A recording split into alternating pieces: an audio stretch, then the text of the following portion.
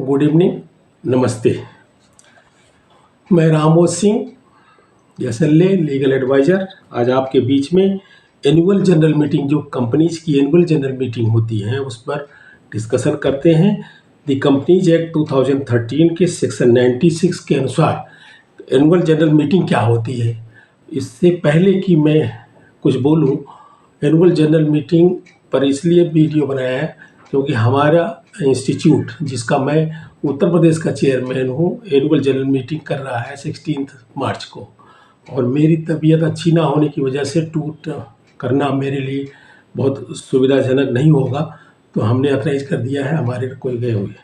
लेकिन हम सभी को समझना है, इसमें कॉमन लोगों को भी समझने वाली बात है, जो हमारे पेशे से रिलेटेड लोग हैं उन लोगों को भी समझना चाहिए कि एनुअल जनरल मीटिंग सही मायने में कंपनीज एक्ट के अनुसार क्या है।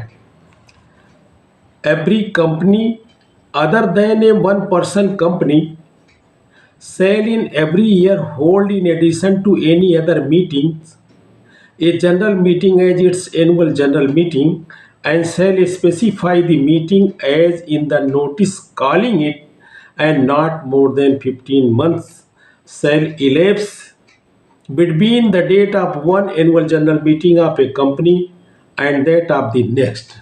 Means कि एक एनुअल जनरल मीटिंग से दूसरे एनुअल जनरल मीटिंग के बीच में 15 महीनों से ज़्यादा का गैप नहीं होना चाहिए। और provided that in case of the first annual general meeting it shall be held within a period of 9 months from the date of closing of the first financial year of the company, and in any other case within a period of 6 months from the date of closing of the financial years. Means अगर पहला annual general meeting हो रहा है तो मार्च की closing के बाद से 9 महीने के अंदर, और दूसरे के केस में 6 महीने के अंदर ये एजीएम होना जरूरी होता है। Provided further that if a company holds its annual general meeting as aforesaid, it shall not be necessary for a company to hold any annual general meeting in the year of its incorporation। और आपकी company का incorporation ही सितंबर में हो रहा है, आपका company का incorporation ही जुलाई में हो रहा है, अगस्त में हो रहा है, या मार्च के बाद हो रहा है, तो कोई ज़रूरी नहीं है कि आप उसे जो है ना उसी में करें। Provide also that registrar may for any special reason extend the time within which any annual general meeting other than the first annual general meeting shall be held by period not exceeding 3 months। Registrar कर सकता है, registrar के पास power है जो 3 महीने भी कर सकता है।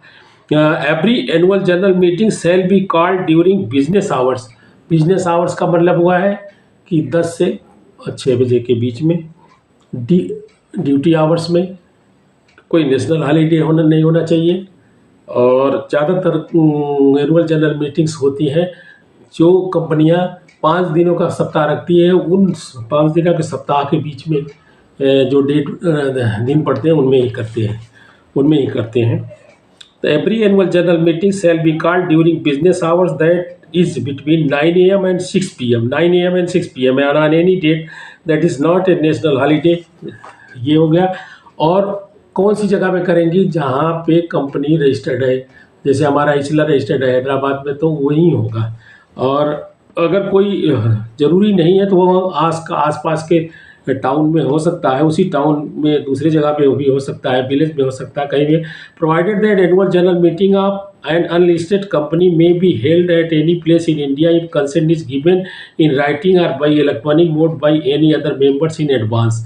जो अनलिस्टेड कंपनियां हैं, जैसे लिमिटेड कंपनी, प्राइवेट लिमिटेड कंपनियां, कहीं पे भी कर सकते हैं, लेकिन उसमें बहुत थोड़े से सारी फॉर्मेलिटीज़ हैं, उनको पूरा करना होता है। तो provided further that the central government may exempt any company from the provisions of this sub section subject to such condition as it may impose.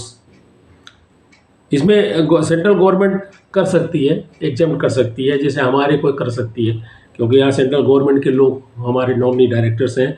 For purpose of this sub section national holiday means the includes a day declared as a national holiday by the central government.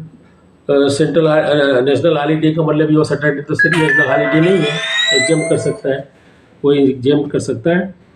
तो अच्छा, दूसरा सबसे बड़ी चीज़ समझने वाली है कि annual general meeting तो ज़रूरी है, करना चाहिए, लेकिन एनुअल जनरल मीटिंग को power of tribunal to call annual general meeting अगर लोग नहीं कर रहे हैं, डायरेक्टर लोग नहीं कर रहे हैं, तो ट्रिब्यूनल कॉल करा सकता है।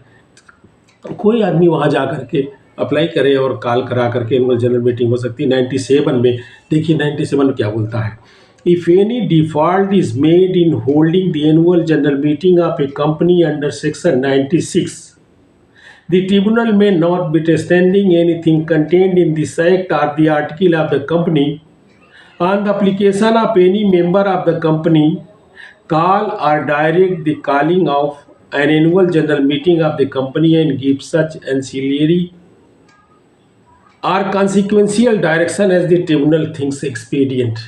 ट्रिब्यूनल की नज़र में जो एक्सपीडियंट होता है, मतलब प्रॉपर लगेगा, फिट एंड प्रॉपर लगेगा और ज़रूरी समझ में आएगा, वो कर सकता है, provided that such direction may include a direction that one member of the company present in person or by proxy shall be deemed to constitute a meeting.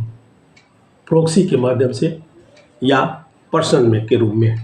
98 में power of tribunal to call meeting of members की meeting कैसे कर लेगा, if for any reason it is impracticable to call a meeting of company other than an annual general meeting in any manner in which meeting of the company shall be called or hold or conduct the meeting of the company in manner prescribed by this act or article of the company, the tribunal may either suo motu or on the application of any direction or director or member of the company who would be entitled to vote at the meeting, order a meeting of company to be called, held and conducted in such manner as the tribunal thinks fit। जो tribunal फिर समझेगा, give such ancillary and consequential direction as the tribunal thinks expedient including directions modifying or supplementing in relation to the calling, holding and conducting of the meeting, the operation of the provision of this act or article of the company, provided that such directions may include a direction that one person of the company present in person or by proxy shall be deemed to constitute a meeting। One person proxy के रूप में या उसके रूप में वो मान लिया जाएगा। Any meeting called, held and conducted in accordance with any order made under subsection 1 shall are for purpose that be deemed to be meeting of the company duly called, held and conducted। 99 में समझिए, और ये भी default है, default के case में tribunal call कर सकता है, मेंबर्स की भी मीटिंग कॉल कर सकता है। एक मेंबर प्रेजेंट है प्रॉक्सी के रूप में या पर्सन के रूप में, प्रॉक्सी से या पर्सन में भी है तो वो मान लिया जाएगा। Punishment for default in complying with provisions of the section 96, if any default is made in holding a meeting of a company in accordance with the laws, means ये जो सेक्शन 96 है, 97 एंड 98 है, in complying with any direction of the tribunal, the company and every officer of the company who is in default shall be punishable with fine which may extend to 1 lakh rupees, and in case of continuing default with further fine which may extend to 5,000 rupees for every day during which such default continues। मतलब 1 लाख का, फिर per day 5,000 रुपये का। तो ये रही आपकी annual general meeting.